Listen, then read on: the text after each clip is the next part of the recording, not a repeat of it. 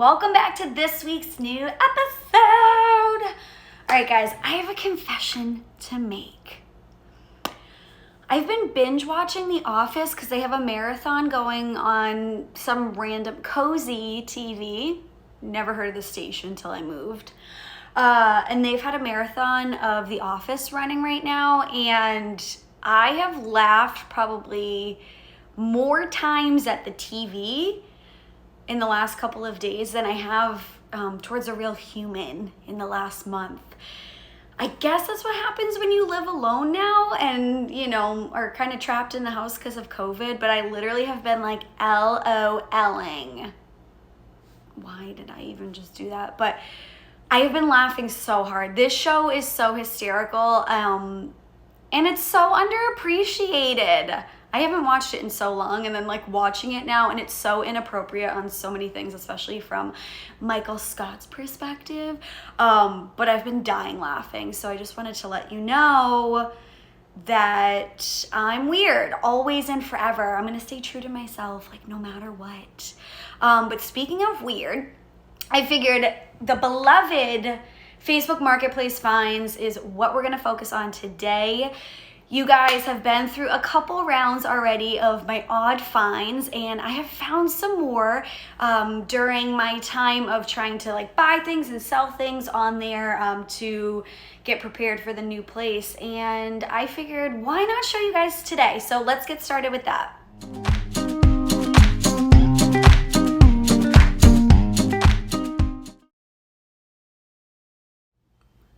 So my first find was those silicone fingers. For $13 a piece, such a ripoff. I mean, I would suggest getting tiny hands first. You guys know how much I love them, and you get 5 fingers on each. Why would you pay for one gigantic finger for $13? Unless it's some creepy horror Halloween type shit. My mom yelled at me for swearing so much on my show, so I'm trying not to. But no, get a hand, don't get a finger. Those are disgusting, and I would vomit if I ever saw them in your house or anywhere near you. I'd probably actually just kill you because it's disgusting. So next up we have this giant AirPod. Such a dumb feeling. It's okay to have mini things that are cute of certain things, but it doesn't always translate as well when you try to make it big. That's what she said. But no, the whole giant AirPod is it's not cute. Yeah, you might think it's ingenious because it's an actual speaker, but sometimes things are just better left alone. And this is one case, exactly. Just leave it alone. This falls under the category of who the hell needs this? Nobody. Exactly, nobody. That is a waste of your money, a waste of space in your house, something that's gonna collect dust. And for what? If you're that much of a freak about cats, I probably don't like you because I hate cats. Loose translation, I will also hate you.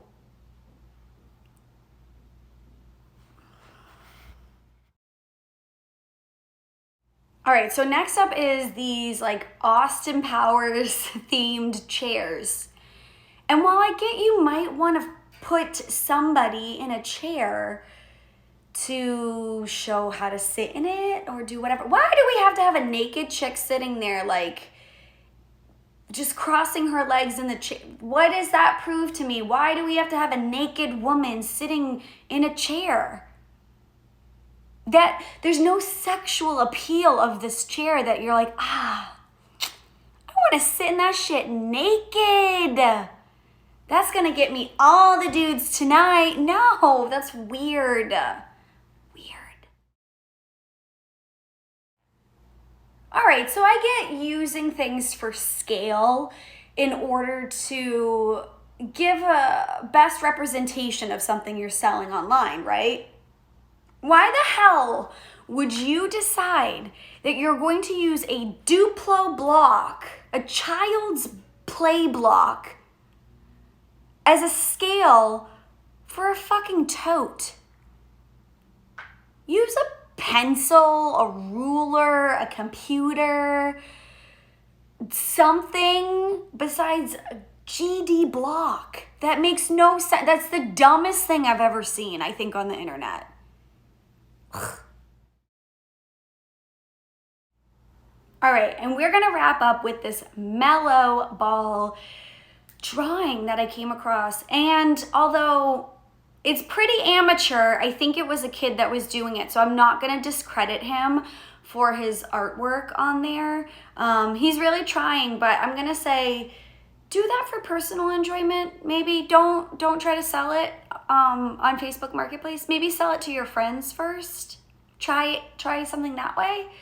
Be an entrepreneur. I'm all for it. I'm definitely not even knocking the drawing itself. Yes, I am. I'm not. I'm not gonna lie to you guys. I'm totally knocking the drawing. Could I do better? I'm not sure. But don't try to sell it on Facebook Marketplace. Just keep those talents to yourself.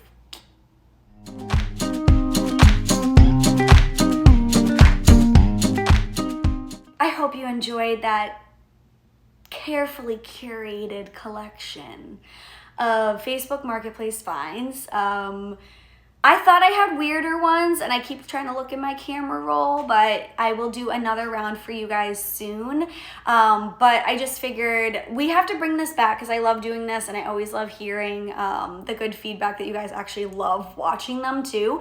So I had to break it down for you.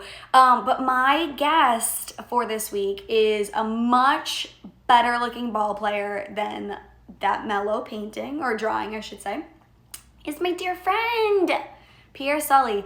He is amazing. We met like a trillion years ago, it feels like. And I have had the wonderful opportunity to get to know him over all these years. And bonus, get to know his girlfriend, who is now his wife, their kids, their whole family just rocks. I love them. They're amazing. But the reason why I do these interviews is to really highlight people that are professional and no, not professional. Yes, hopefully professional, but passionate about what they do. And that is Pierre to a T. He is like so passionate about what he does on the court, off the court, like every area of his life, he's super passionate about. And that's why I was like, he's perfect to have on this show. So I figured I'm going to hit you guys with my Antisocial Circle member of the week, and then we're going to get right into the interview. I don't want to waste any more of your time because Pierre had some really good things to talk about. So I'll see you after.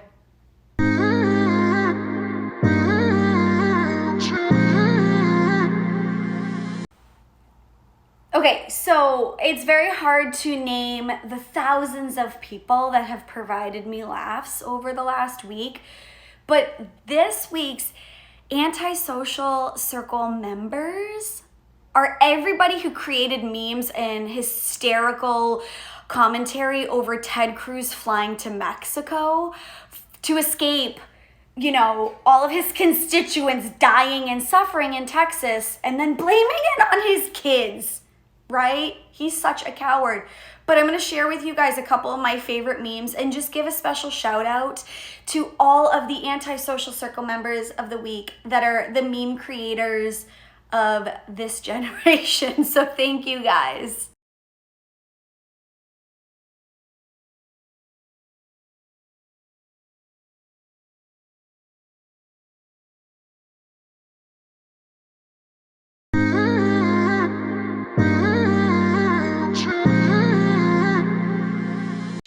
Tell me about yourself, Pierre, because I don't know if a lot of my viewers have actually met you yet. So I want to get like little deep dive intro about you and about your brand and hear all about that good stuff. So I will let you have the floor, my friend. Thank you. Boston native. I'm from Jamaica Plain, by way of 7th Street, Mozart. If you're familiar with the trains, that's the Orange Line, Jackson Square. But like I said, I went to college in Boston, Roxbury Community College, and then Northeastern. Finished my playing career at Franklin Pierce University in New Hampshire. Played 2 years of professional basketball overseas in England and Singapore, and finished off in the PBL with the St. John's Millwright Canada. After that, went to grad school, was a GA at the University of South Florida, finished that, came home, started coaching, started coaching, and then for a few years I ran a youth center. And since 2012, 2011, I've been working at Cambridge Vision Latin, working in structured academics, which is a separate classroom setting for special ed teaching. We don't use the word special ed. We use Office of Special Services now. That's the correct term. But like I said, been working with that group since 2011 at Vision Latin. And then after that, I started my own training company, which is by way of just falling into it. I was a personal trainer first in the Cambridge area. I was running youth classes. I was running adult classes at night. But I was still coaching. I was still training. And then it's crazy because I kind of fell into the basketball training world, not trying to do it. It's just like one of those situations where, I'll do my boot camp class, I'll do my field class, and then I'd work out one of my friends. And from there, it just kind of took off. Started working with high school kids, then working with college kids, and started working with professional athletes, and then started working with NBA athletes. And then from there, from about 2016 and now is when I licensed the company, the LLC for my company. I guess I could say that's when I started really kind of diving into it and taking it seriously. Before, it was just a situation where I was just, you want to protect yourself. So let me get a limited liability. I have to do that. So I did that. And then the business just kind of grew organically, and people started coming and people started calling, people started requesting. And so I've just been working with that population for a while. Okay, I'm like in awe right now because I'm just thinking about the fact that I met you in 2006. So we're talking 15 years. And you just named off so much stuff that you've accomplished since I met you. And I'm like, damn, that you should be proud of yourself. I'm just like, oh my God, because I met you when I was still in college and you were like fresh graduate. And I'm just like, oh my God, you have done so much. Like, this is incredible. Crazy. Yeah. And that was like the toughest time. Like, I think, like you said, 2006, we met. And I was in the transition of like graduating, and my girlfriend at the time, your floor mate,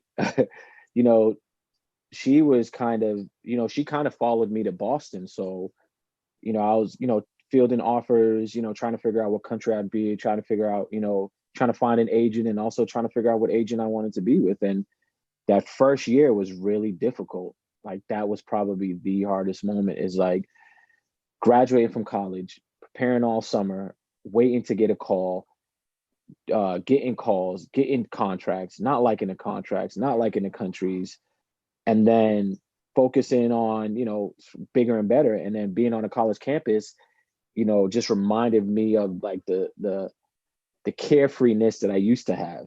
And like literally you graduate, you shake the hand, you get your diploma, and then you're in the real world. But I shook the hand, got into the real world, and then fell back into that academic piece, by being on the Emmanuel campus. And for me, it was just like an extra motivator to be on that campus and to meet you guys, and, to be a part of the, the EC family, which is still it's just still a family. Like, they always make that joke of, I'm an honorary saint because you totally are 100%. So like Dean Rismeyer see me, she's like, Pierre, like, how you doing? And I'm just like, hey, Dean. And I came back and I coached, which was crazy. So like I said, that was a crazy time, man. That first year or less than that first 2006 or 2007, that school year, I was like, man, great memories though. Great. Absolutely. Well, honestly, like, about myself. One of my first memories, I mean, exactly what you said, like your girlfriend at the time only lived like 2 or 3 doors down from me. So it's like, I would see her every day. We'd say, what's up?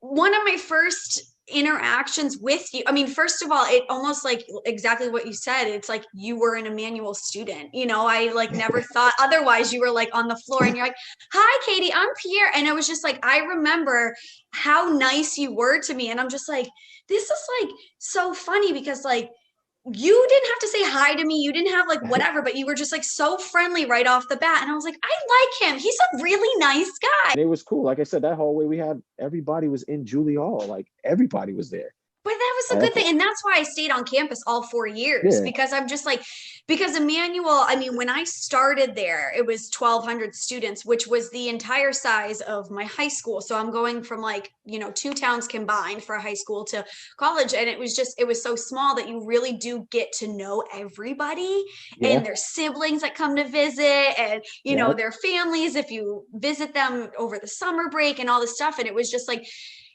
I was officially dubbed like the mayor of Emmanuel because I knew everybody, you know, I was like, oh, you know, like we're cool with this or that, like whatever. So like you being a part of our floor, like, cause it was, you remember, half girls, half guys on the floor. And it's like, sometimes like the down the hall. Yes, exactly. And like our batteries would like, you know, give out like when you had to punch the code into the girls' bathroom. And I'm like, fuck it, I'm just gonna go to the guys' bathroom. They're not gonna care. It's just me, you know.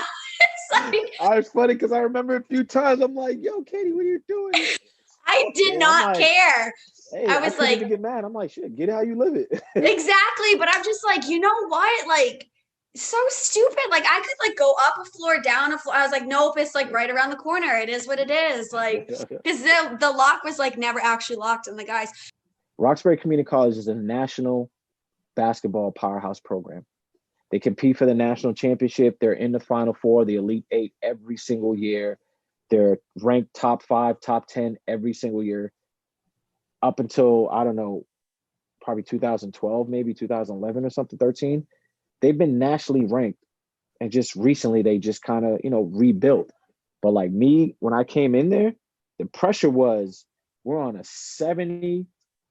basically on a 60-game winning streak. And you got to keep that going.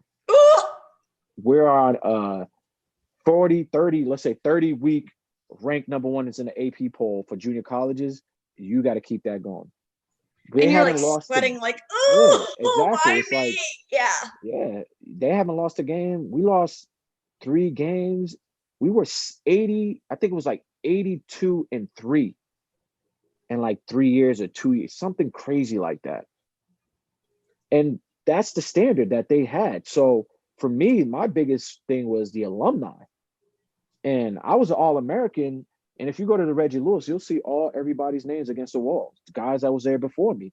And there was years where it's like back to back to back to back to back All-Americans. And then after me, there was a huge gap before the next All-American. So that says a lot about the type of talent that was coming in there. So like I said, Emmanuel was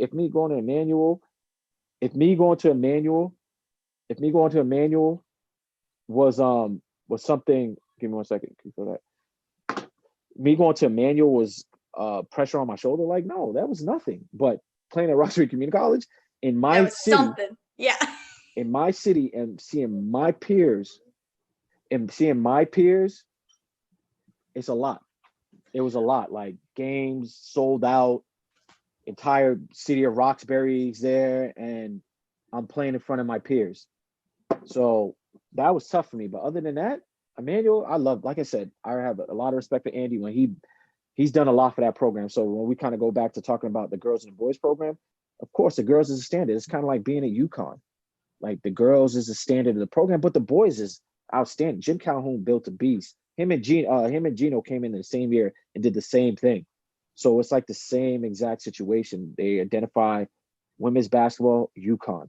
Men's basketball, there's all these other teams, and then you'll have UConn in the piece. But when it comes to manual basketball, it's the women's team, and then everybody else has to chase that greatness that they have. I mean, you go into the Yawkey Center, you walk into that gym, you see the banners. Yep.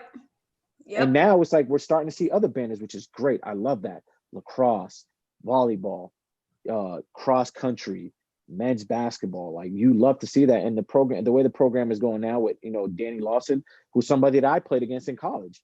He played at Bentley. I played at Franklin Pierce. Like there's a lot of battles. He's 2-0 against me. So, that he's a guy that has a lot of basketball pedigree from his dad, spent time, in the professional ranks with the Celtics as well, and then spent time at a Division I program. So he runs the program in that manner. And you've seen it. His first year, they won. The year before, they won 3-4 games. He comes in and they win 20 games.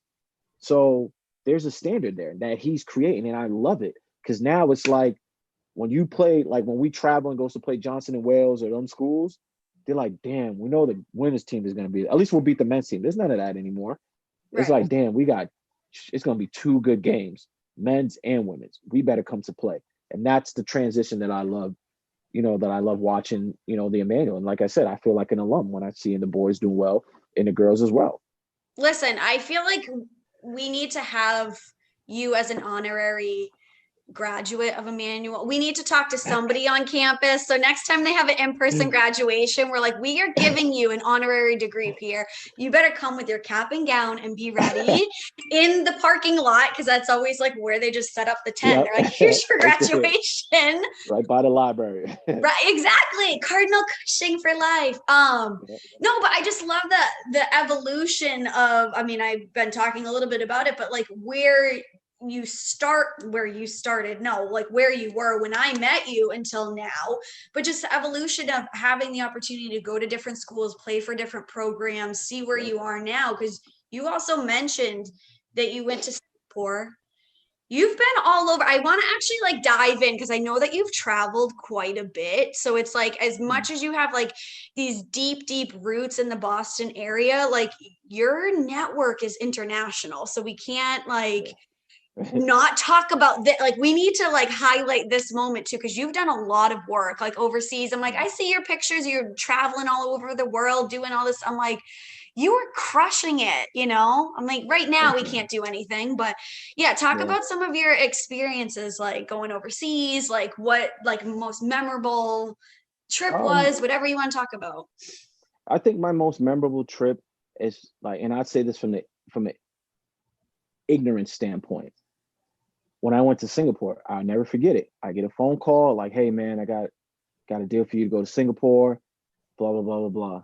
I'm like, Singapore? I'm like, no, I ain't going to goddamn Singapore. I ain't going to no third world country to go play no basketball. Are you kidding me? Nah, man, you don't understand. What do I understand? You got to Google it, man. Google Singapore. I'm like, bro, I'm not going to that country that if I walk down the street, I might get kidnapped. Like, ignorant. The whole time, and I say, and I'm like, you know what? I Google it. I'm like, all right, whatever, man. It doesn't look that bad. All right, I'll go. Flight goes. I fly out of Jersey. Never forget. Now I fly out of LaGuardia, New York. I'm on the plane. It's a 16-hour flight. First of all. Yep. We ended up loading. I'm like, man, I'm going to Singapore. Like, what the heck? Get off. Finally fly to Singapore, and then there's another 10-hour flight from Germany to Singapore. And I was like, dude, this is crazy. So I finally get there. Mind you, we're a day ahead or whatever the time zone difference is. Yep. We land. I left in the morning. No, I left at night. No, we left in the morning, landed at night, landed in the morning. Something crazy. I get off the plane, we're boarding, I'm walking out. I'm holding my bags, waiting. And then all of a sudden, I was inside of a mall. That's like, Asia for you. Yep. I was like, yo, what the heck? There's palm trees in the mall. In the airport, excuse me, I'm saying the mall. There's palm trees. It's high. It's like I was walking in Cambridge Side Gallery. That's how high the ceilings were. Cambridge Side Gallery, like whatever. I'm like, Jesus, I'm just walking like baggage claim. And then here comes my guy, our driver that's coming in. I'm just like, yo, dude, where are we? I don't know the weather. Hoodie, sweatpants. And then you're like melting once you get out there. As soon as I walked out, Katie, it would look like Hawaii. I got at that airport. I got my bags, threw it in the car. We get in the bus. I'm like, man, yo, I'm in Hawaii. And it completely changed my perception. But here it goes. Yeah, like every country like that, I forgot who said that, X Cube or somebody said, there's a hood in every country, in every spot in America. There's a hood everywhere. So you have your nice part and then you have your bad part. I stayed in the nice part. The people my teammates, the Americans, we're in the nice part. Downtown, walk around the corner, 5-6-star hotels is not, there's only one 6-star hotel that's in Singapore. Yep. We're at a 5-star hotel, a 5-star compound. That's where we stayed. And it was beautiful. Hawaii, New York, with an overseas feeling. You could drop your food on the ground, pick it up and eat it. You ain't gonna see no gum. First of all, you're not allowed to chew gum out in the streets of Singapore. You're not allowed to spit because those are fine. You'll get fined. Yes. And jaywalking is really enforced. Yep. So I'm chewing gum and I literally went like this in my pocket. You're like, I'm not about to get a fine right now for just trying to have fresh breath. I'm not about to have somebody steal my passport and I can't get home. And then I'm over here breaking rocks at some jail in Singapore. Like, I'm all set. I would have bailed you out. I probably didn't have any money then because I was like working for scraps at J. Crew at that time. But like, oh my goodness. But what a different Singapore experience. It was amazing. Great fan base. I mean, food is food. It was American food. It was Western food. It was everything. It was New York in that sense. Like, you could get whatever type of food you want. So that was great. And like I said, that experience changed me. And then, being in England and diving into their culture, my experience in England playing in there, I loved it because everybody's like, oh, England's easy. It doesn't feel, I'm like, bro, that's a different type of English. First of all, I had to take my teammate with me so I could open up my bank account because I couldn't understand what the hell I didn't understand a word. I'm like, what? You got to do this. Yeah. So you got to come back and you got to feel like this. Yeah. So when you come through, I'm like, 1 second. Hey, Lee, man, I'm gonna need you to come meet me downtown, man. I'm at Barclays. Come meet me. Drives over, and he's just like, hey, they're just asking if you want to check in and save in an international. I'm like, yeah, I'm gonna get that. Do you want a bank card? Yeah, I'm gonna need that too. Yeah. And you're just like, we are speaking the same language, but why is it vastly different? And you're like, I took the tube here and I used the loo before I left, but that's all I know of English. Man, you're like, it what the hell? was amazing. England, pastries, A1, mud pies, like people would like, they would say, great food. I loved it. I dove into the English culture as well. Like, even it's crazy because when I came back last summer, I had like this little English accent because of what I was saying. Like, it wasn't purposely. It was just like, dropping certain words like boot car, like, yeah, like everything is like, you speak and you say, yeah, you got to check back. Come, like we had practice. Yeah. All right. So we're going to go down the street. Yeah. All right, cool. Let's load up the stuff and put the stuff in the boot. Yeah. Like, you'd start talking like that. And you're that's emulating your space. Yeah. Yeah, exactly. So they love the way I spoke because they're like, they love the American language. Like, things I'll say, I'm like, yo, like, what the running joke was, my teammates, like, we used to go out, we used to call it Fun Day Fridays. And that was always our day off before we had to travel on a Saturday for a game. And we'll go recover at a sauna, at a spa, get a massage, everything. And then we'll go out to like Pizza Hut or like, Chinese food or whatever. We'll just, that was our cheat day in a sense. Relax, get some food. Tomorrow morning we're on the bus, go away for our road games and stuff like that. And I was holding my stuff and I was like, yo, I said, my guy, it was Lee. I said, yo, Lee, open the trunk, bro. And he's like, what? I said, yo, pop the trunk, man. He's like, what the hell is the trunk?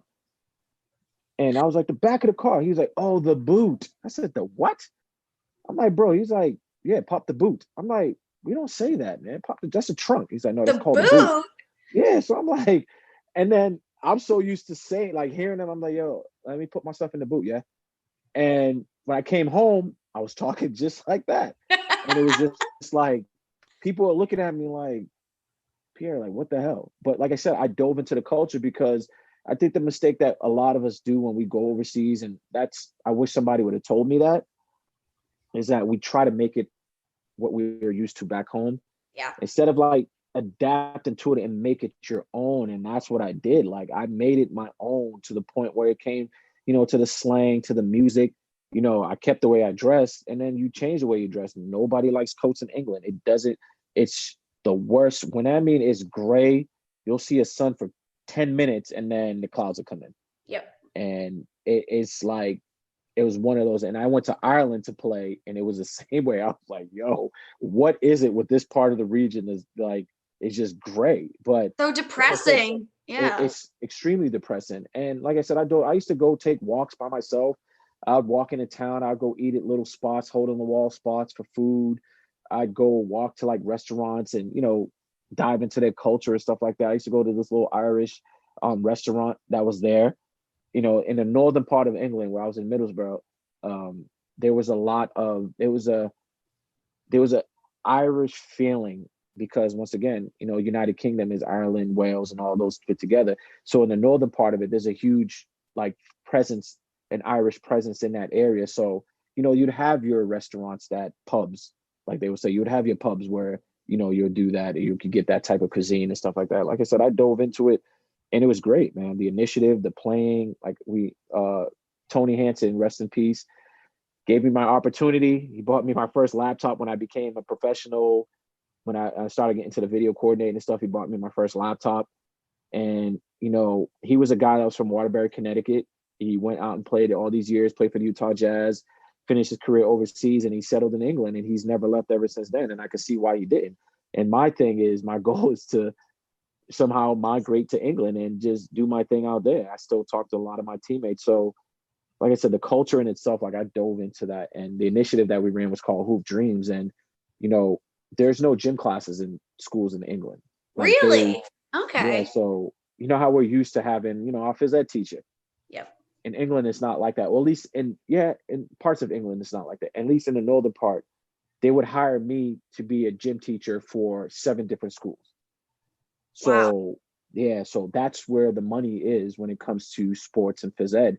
So part of one of the sponsors for our club was Hoop Dreams. And it was a part of my contract was I had to teach gym classes at these schools. So it was amazing. Like England was great. And then obviously I've done work in Honduras.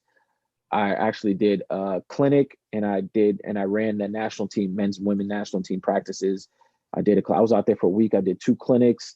I did 2 seminars and I ran 4 practices when I was in Singapore. It was amazing. And also Bulgaria. I don't think I knew about Bulgaria. Okay. Bulgaria, 2 summers. Last summer, obviously couldn't go. This summer, it actually got off. I spoke to the Federation about 3 weeks ago, and going back this summer, God willing, heading back out there this summer to run the camp. And it's exactly. So Bulgaria was a great experience. It took me a while to adapt to because it's so far in between from the time that I was playing to the time that I actually had to go back to like Eastern Europe to be around there. So it was crazy. But it took me, like I said, I was out there for about 10 days. By day 7, I started like, eating the food there and stuff like that. I wasn't like running to Subway every chance that I got. Pack my snacks for this trip because you don't know what kind of food awaits me in this country. So it's a tale of 2 tales because the first year I went, I was in the city. It was great. I had a mall right next to my hotel. So I'd wake up, it had Dunkin' Donuts. So I'll go go to Dunkin' Donuts, get a little hot coffee or get hot chocolate or something, or get a donut or sausage, egg and cheese croissant like we like. And then I'll go back to my hotel, my rider come and I go to the gym. The second year we did it in the country. So whole different experience. Yeah, a whole different experience, man. They put something on my plate. I was like, what's that? Oh, that's just sausage. I ate it. I said, girl, this is not sausage. I'm all set. Where the salad at? Yeah, you're like poking at it with a fork. You're like, what the hell is this? What did you? Not to be disrespectful at all, but that's how it was. And then after that, I told one of my old college teammates, he lives out there. He finished his playing career, same thing. He still plays. He finished his career out there. He's married with his wife and kid. And I was like, his name is Jimmy. I was like, yo, Jimmy, man, I need to go to a supermarket or something, bro. Go to the supermarket. I bought bread is amazing in overseas, period. But in Bulgaria, they had this fresh baked croissant bakery, man. I bought like 20, 30 croissants.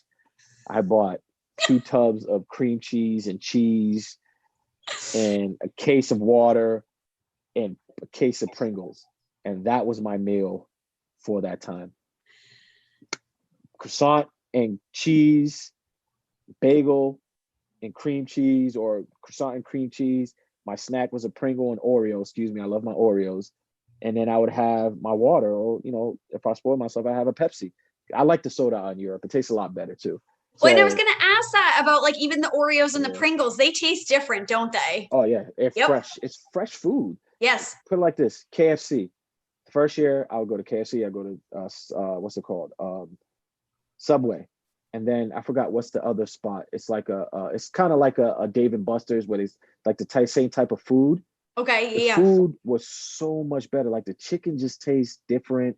The meat in the subs taste different. Like I said, the Dave and Buster's type, I forgot what it's called, but I'm gonna just say Dave and Buster's. The food was just great. The sushi was amazing at that place. Great. I'm like, man, I could eat this all the time. But yeah, like you're I like, said, I was in the American city. food is trash. I mean, that's like when I went It's to Hong awful. Kong. The Oh my pizza God. there, right? You don't think Hong Kong is like, yeah, pizza, right? I had pizza there that was like some of the freshest, most delicious pizza I've ever had in my entire Yeah. life. And I'm like, I am literally all the way across the world right now. And I'm Yep. having like the best pizza. Like the cheese was Yeah. so fresh and everything. And I'm like, of course, like pizza, like the food pyramid is a triangle. Like pizza's a triangle. That's my food pyramid. Pizza's like life, right? And another thing, Domino's. Man, like we got Domino's. I can't eat a whole pizza. It's impossible. Domino's pizza is impossible. Coming from the countryside and coming back into the city because I had to fly out. He was like, "You want a pizza?" I said, "I'm gonna get a whole one." And if I can't eat it, I said, I ate the whole thing, but I didn't feel like crap after. Right, because it's not super processed. Yeah. Exactly. That was like, when I did that, I was like, man, the food out here is really different. But like I said, for me,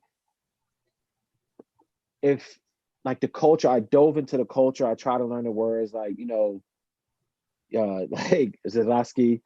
What's it? What's the word that I used to say? Dobre sum is like thank you very much or something. I think it's thank you very much.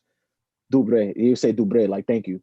So like I try to learn little things just so I could get by. And like I said, I dove into the culture. Like the kids were awesome. Like the country in itself is there's a lot of history in that country, in Bulgaria, which with the Turkish, their wars and stuff like that. And just learning about, little nuances about, how people view people and stuff like that. So, that to me, like that Bulgaria trip, I'm just like, it makes me miss Europe, because once I'm in eastern part of Europe, and that's a lot. It's a war. It's part of the area in the country in Europe where there was a lot of war and there's a lot of turmoil, where there was like religious wars and just basically war. Like there's a lot of things going on out there, and I think that going back, I see something different every year. The last 2 years, I saw something really different, and then going back for a third time, now I'm going to be seeking, like, hey man, what's this? And then they're building up. So a lot of things has changed. So like I said, that experience for me was that was great. And right now I'm a part of the Haitian national team. We haven't been able to get out there because of everything that's going on, but being able to go back to my native country and teach basketball and working on a national scale, as we have our own select team and system from you said under 18s, under 19, and then our men's team, and then identifying professional basketball players in the NBA to come represent their country. So like I said, those places that I've been, those experiences that I've gained, the places that I played, I try to live my life in that European style, like slow motion. Main thing for me, when I was in middle school, my middle school vice principal told me that I wouldn't graduate high school and I wouldn't do anything. Jokes on you, MF. Yeah, exactly. When I got to high school, my guidance counselor insinuated it, but my middle school vice principal told me that I wouldn't graduate high school, and I did. And he told me I wouldn't play basketball, and I did. He told me I wouldn't play professionally, and I did. So, true story, my first year, no, I was on break, and I was so eager to get home. I had legit 10 days. No, I had 10 days off, Christmas break. No one in the country plays. I flew home, and that was the year Emmanuel went to China. I flew home and visited everybody, and then I was like, man, I got to work out. I took 2 days off. I was like, I got to work out. So I went to work out, and then at the gym at my old high school at Brookline High, they were playing that weekend. So I was like, cool, I'll play. So I play, finish working out, I play. And then, we're sitting at the gym, the town group is coming in to play, like the kids, little kiddies are coming to play. And then walks in my assistant principal from middle school. Knew you were going to say this. And you're like, man, hi. I'm sitting there, I'm like, and I had changed so much. Like he hasn't seen me since I graduated 8th grade. Well, you didn't have facial hair. You didn't have any of that in middle school. I was growing. I had this. I had this. You know what I mean? All of this. And I remember I just had this when I was like trying to grow everything, like a little bit of this. So, and I had dreads. Remember I had dreads. So yes. Yep. And then I sat there and I was like, oh snap. Oh, that's Mr. Dempsey. I'm going to say his name. Mr. Dempsey. Patrick. No, it's not Patrick Dempsey. I forgot his name. Dempsey. So I walk up to him. I was like, hey, Mr. Dempsey, how you doing? He was like, hey, you look really familiar. And I said, yeah, I went to Devotion. That was the name of the middle school. He was like, Devotion. I said, Peter. He was like, what? Hey, man, how you doing? Conversation changed. He's like, man, look at you, man. Look at you, man. You grew up to being big. I said, yeah. What are you doing with yourself? I said, yeah, after I graduated college, I got my degree in psychology and I got a minor in social work counseling. I'm playing professional basketball now. Oh, really? Wow, where? I said, I'm in England. I'm in town for the week. So, got to come up. And he's just like, oh, wow, man. That's great, man. I knew you could do it. I said, yeah, I want to thank you for that. And I said, remember when I was in middle school? And he was like, oh, yeah. He's laughed. And I'm like, you told me I wouldn't graduate high school. You told me I'm going to go to college. And you told me I wouldn't be a professional at a sport. I said, I want to thank you for saying all that to me. He was like, oh, I was just trying to motivate you. I said, you did, but you actually meant it. So thank you. He's like, no, Pete. He's just like, no, I'm sure you're proud of you. It's like, no, it's cool. No love lost, but I want to thank you. So here I am. You're probably never going to see me again. Mr. Like, Dempsey. Yeah, so he's on my shit list now. But it's like, what kind of vice principal are you going to be? That's not motivation. That's literally shitting on your students. And it's like, thankfully, you had the self-worth enough to know that, like, no, I'm not going to listen to what he said and like affect my whole life in a negative way. You took that and were like, that's motivation for me to like prove it to myself. I can do this. So, Pierre, I've had such a nice time talking to you, and I would talk to you for like a million times over, but I just looked at the clock, and in 15 minutes, I have a facial appointment. There you go. keep up. I feel you. I need mine. Naomi keeps telling me, like, go do something. I'm like, come meet me. By the time I leave and get there, you'll be there at the same time. No, kidding. But thank you so much for this, because it's so good to like just catch up with you and like hear everything, from your perspective on how life has been lately and where you've been, No, I appreciate it. This is definitely something that I didn't expect. I'll tell you that, because when I do podcasts or vlogs or Zoom calls and stuff like that, it's always geared towards basketball, and it's good to have a different insight for people to get a different side of me, because like I said, a lot of times people don't know. They just see what they see and they just assume, and it's all about the hoops, but it's a lot deeper than that. It's more than athletics, like we say. So there you go. That is honestly your tagline anyway. So. Yeah, exactly. So no, I appreciate this. I really enjoyed this. No, this was amazing, and I hope you come back soon and you can tell us, like, maybe at like fall, once you get back from Bulgaria, we'll have a follow-up, something, because then you're going to say, I can finally travel and do this. I know, right? Yes. Exactly. So you get to travel while telling kids or teaching them to not travel, right? That's exactly. such a dumb dad joke. Be careful when you travel. Like, don't travel though. Like, wait, what? Can't we go? No, you can't go, but I can go. Like, nah.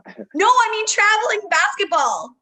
Yeah, I was like, my stupid dad joke. I was like, go travel to teach these kids how to not travel. Exactly. And on that note, I have to sign off because that joke did not go. It's like, but that's true Katie fashion right there. So I can't even say, I can't even let you play yourself like that.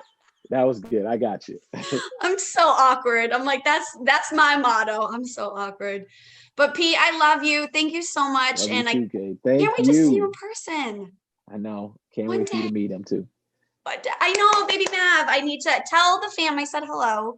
I will definitely. I Tell definitely will. Pete I'm always ready for a letter. I will send you my new address. You know, I'm like, no big deal. I totally failed as the interviewer, and you know why? It was because I was racing out to go get a facial as we were wrapping up. So I totally forgot to ask Pierre to drop his social handles. So make sure you go to my Instagram at Antisocialite Katie. Go check out my posts that I will have so I can tag Pierre and you guys can go check him out and go support him. Check out to see what he's doing. Go buy merchandise for him. Go become a professional basketball player so he can coach you. I mean, just do whatever. Just go support him, please. But anyways, have a great week. I will see you guys in my top secret location finally next week. But yeah, have a blast. Go enjoy the sunshine. And daylight savings is in like 2 weeks. MFers, I'm so excited. Well, no, 3 weeks. 3 weeks. I cannot wait. Just a few extra minutes of sunlight in the morning and an hour at night is going to make such a difference. But anyway, I don't know why I'm just like staring off into the sunset, dreaming about that now. Have a great week. I'm going to stop talking. I'll see you guys. Bye.